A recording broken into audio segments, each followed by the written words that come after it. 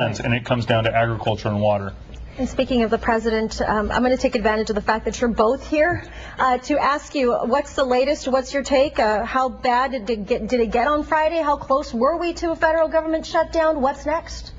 Well, I think that one thing about how business is done in Congress, and I'm not saying it's the right way to do it, but you have to work to deadlines, and the deadline was there. I felt all along that there was a deal to be done, but it's always the devil in the details and how you can dot it. Nobody wanted to shut down. That is a terrible way to run business. But keep in mind, we were cleaning up what the last Congress didn't do. They didn't have a budget, and we were left then with trying to clean up that budget prospect. But listen, I felt we were going to get it done, but you never know until it got done. And we still have, by the way, until the end of this week, and that's when the details are now put together.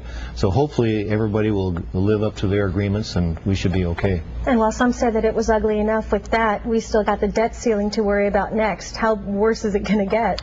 Well, I think here's the point that I think that we are facing, and all Americans understand. We've been on a credit card type of spending. We need to cut the credit card, and the way you cut the credit card is making some conditions, real hardcore decisions when we pass the debt limit. Nobody wants to, not live up to your indebtedness, but there has to be conditions, and those conditions are essentially cut up the credit card so we can go forward in a more responsible way. And I think that's where the challenge is. Why does this happen? We said we elect representatives to take care of the business of government. Why does this happen? We all know you can't spend more than you make. So why does this happen in Washington and other capitals? There's certainly a philosophical difference. I mean, there are those that want to raise taxes and think that the American public is not paying enough, and there are those of us that think that we've just got to live within our means and be able to cut back. And, we really had a true showdown this week. I mean, we passed the largest cut in our nation's history. But we also have the largest debt in our nation's history as well. And so we're going to continue to try to iron those issues out. We're going to try to come to a compromise. But ultimately, I feel that I was elected in this freshman class to really bring our country back. And we're very focused on that. We have a viewer question that takes us a bit off topic, but we do want to give regards to Rod of Fresno. He says, Congressman Denham, would you be willing to sign on to Congressman Duncan Hunter's letter to the United States Department of Transportation opposing the cross-border trucking program with Mexico? Are you familiar with that?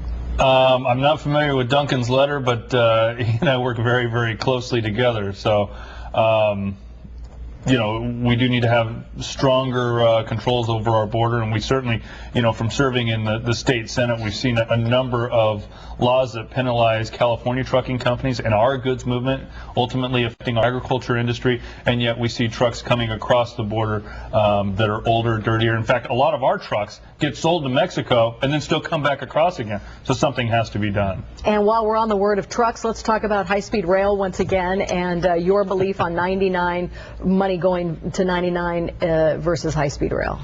Look, the stimulus package was set up for shovel-ready projects. The president made that very, very clear, putting people back to work immediately, and there's no project in California that puts people back to work that are shovel-ready like Highway 99. As far as the high-speed rail, they've got to have a business plan that makes sense, that actually pencils out.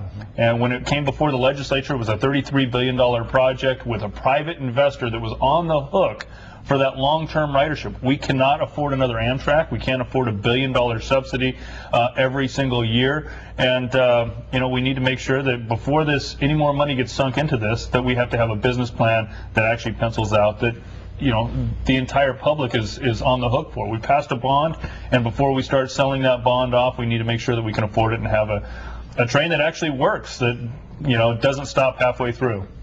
All right, gentlemen, thank you very much for being here today.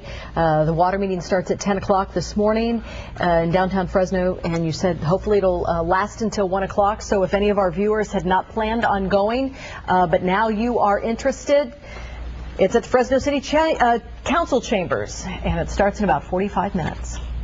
Still ahead on Great Day, we have your K&J Daily Buzz question. Plus, you could say what Fresno homeowner owes his neighbors his life. We'll have